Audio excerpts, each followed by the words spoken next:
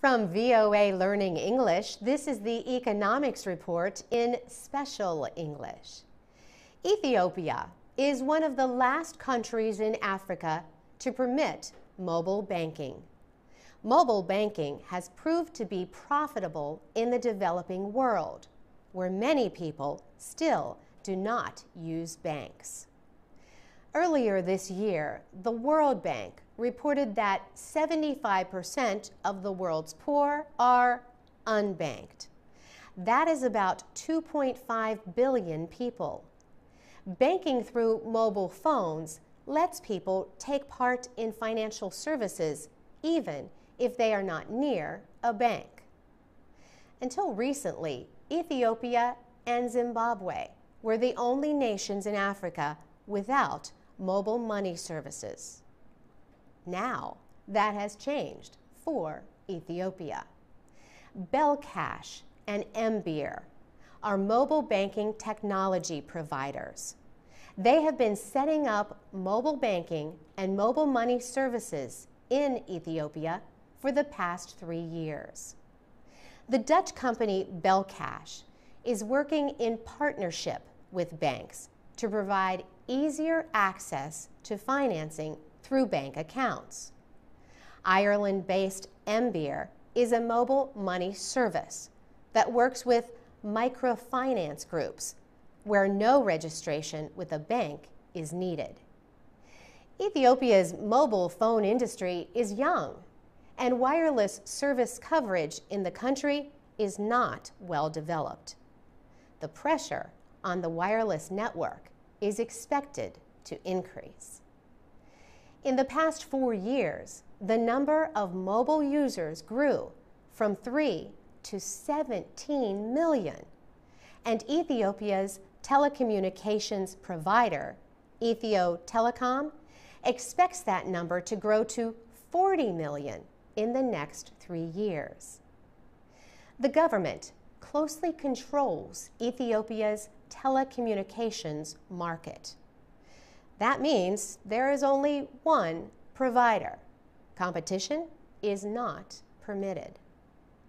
The National Bank of Ethiopia recently finished a draft order on how mobile banking services should be structured. This comes as international companies have shown interest in starting mobile banking services. For VOA Learning English, I'm Carolyn Presutti. This is the VOA Special English Economics Report. In early January, President Obama appointed Richard Cordray as director of the Consumer Financial Protection Bureau. This new government agency says it has already made home loans and credit card agreements easier for Americans to understand. But the Obama administration said the Bureau cannot supervise financial products like home loans without a director. The president used a measure known as a recess appointment to fill the position. He nominated Mr. Cordray last July, but the opposition Republican Party blocked a vote in the full Senate. Mr. Obama announced the appointment during a visit to Ohio. It was his first political campaign trip of the year. He told the crowd that the severe economic crisis 3 years ago did not happen because of too many financial rules. Mr. Obama said, "Does anyone think the reason why we got into such a financial mess, the worst financial crisis since the Great Depression, the worst economic crisis in a generation, that the reason was because of too much oversight of the financial industry? Of course not. We shouldn't be weakening oversight. We shouldn't be weakening accountability. We should be strengthening it." Senate Minority Leader Mitch McConnell criticized the president's appointment. Many Republicans oppose the new agency, saying its goals are not clear. They also want a group of people to lead the agency instead of a single director.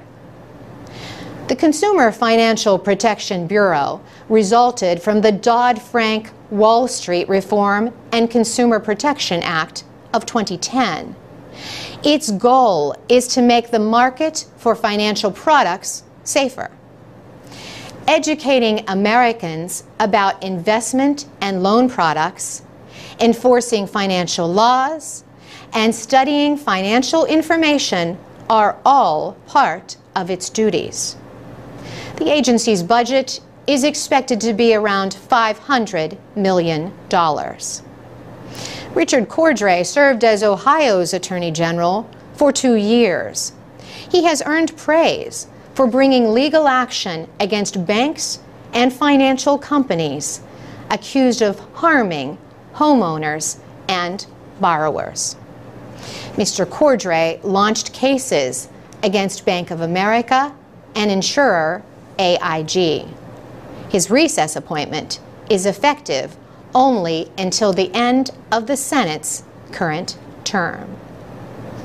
For VOA Special English, I'm Carolyn Presutti. For more business news, go to voaspecialenglish.com, where you can download MP3s and texts of our programs. Read, listen, and learn English and much more. Click on the classroom for learning activities and interactive features. And join us on Facebook, Twitter, and YouTube at VOA Learning English. This is the VOA Special English Economics Report. Student loans and the interest that millions of Americans pay on them have been getting a lot of attention recently. Americans now owe more on student loans than on credit cards. Interest rates for direct, subsidized student loans could double to almost 7% on July 1st. 5 years ago, Congress lowered the rates for these government loans, but that law is set to expire. The president has called for keeping the current 3.4% rate. The administration says more than 7 million students will be affected without an extension of that lower rate.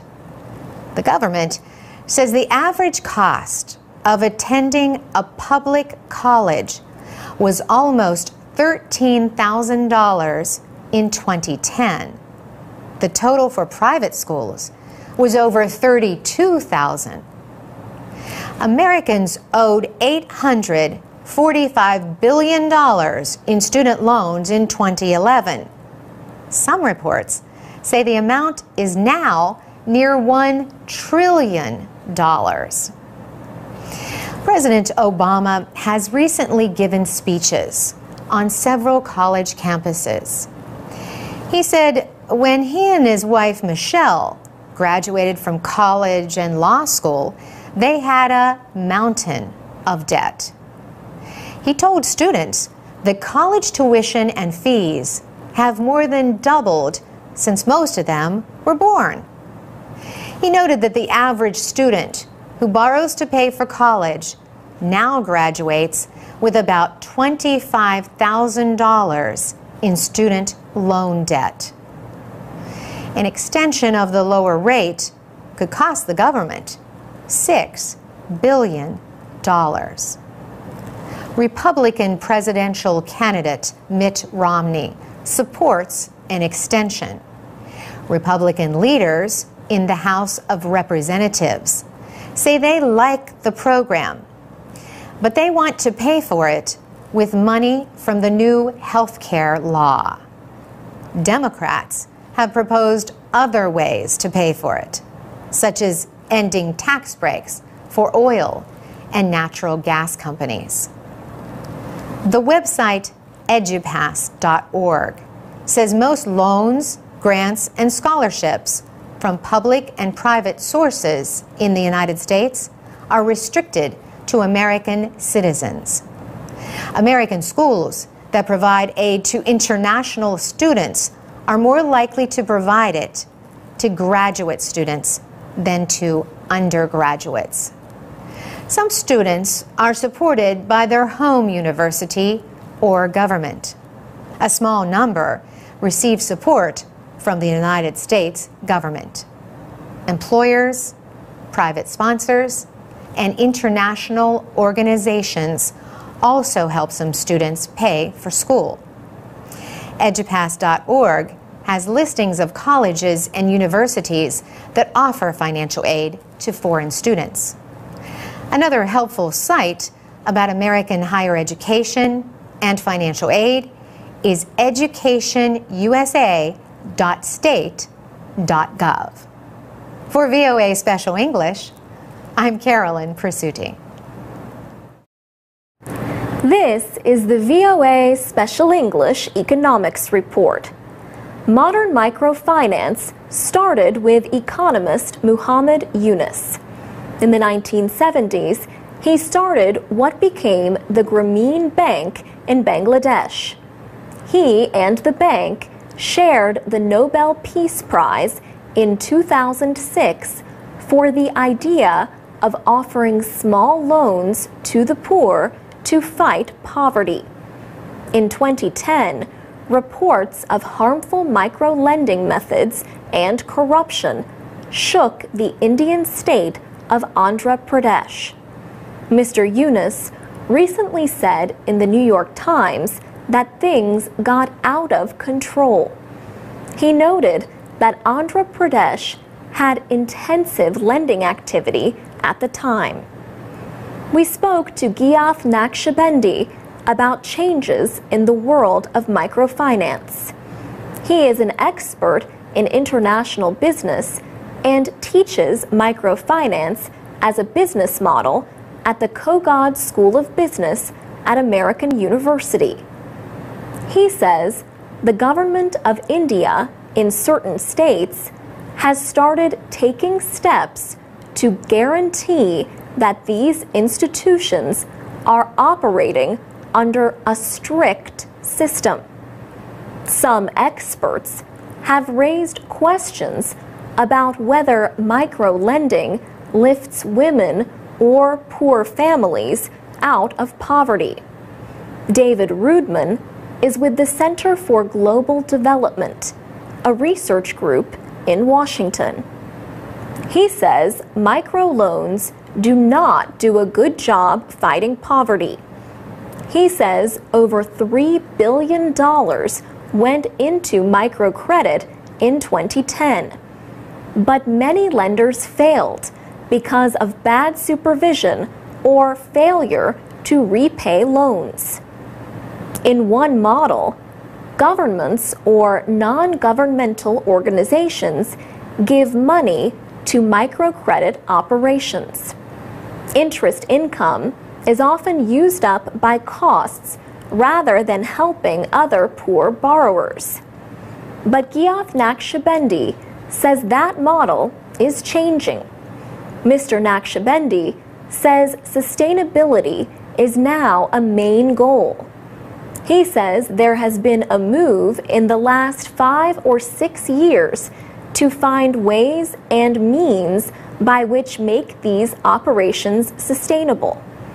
In his words, sustainable means simply that, yes, we are going to rely on donations, but in the meantime, we are going to encourage these borrowers to save some of their money.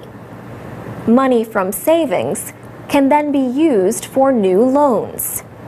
Mr. Naqshbendi says private equity companies are looking closely at microfinance as an investment.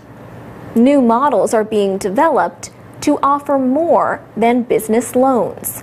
For example, educational loans and health insurance loans. For VOA Special English, I'm Alex Villarreal. For more business news for people learning English, go to voaspecialenglish.com. This is the VOA Special English Economics Report. When it comes to savings, no amount is too small. Microsaving is a growing part of the international movement of microfinance. The aim is to bring financial services to poor people. Modern microfinance started with Nobel Peace Prizing economist Muhammad Yunus in Bangladesh. In the 1970s, he started small loan programs that would become the Grameen Bank. Currently, microcredit providers are in over 100 countries. Now, microfinance institutions are starting to offer other services, including savings plans. Recently, the nonprofit group Small Enterprise Education and Promotion held a conference in Washington. SEEP works with over 120 groups around the world in efforts to cut poverty. It does this by supporting small businesses.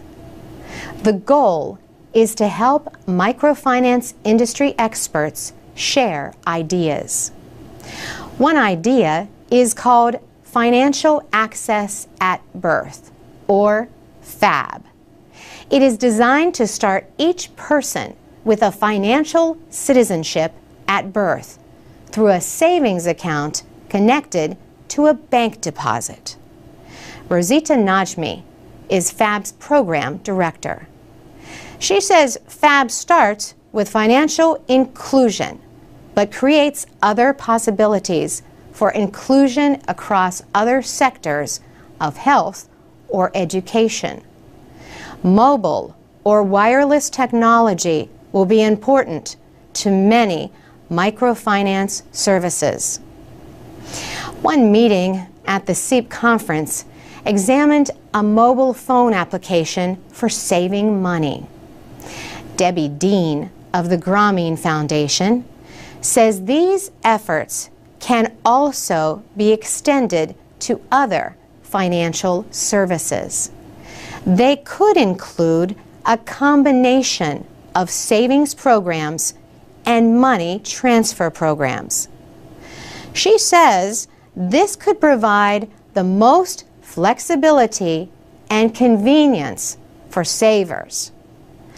But offering savings, payments, and other services requires more training and controls. Rashid Bajwa leads Pakistan's largest microfinance organization. He says more training is needed. And he says microfinance institutions will need specialized people when they start offering savings programs.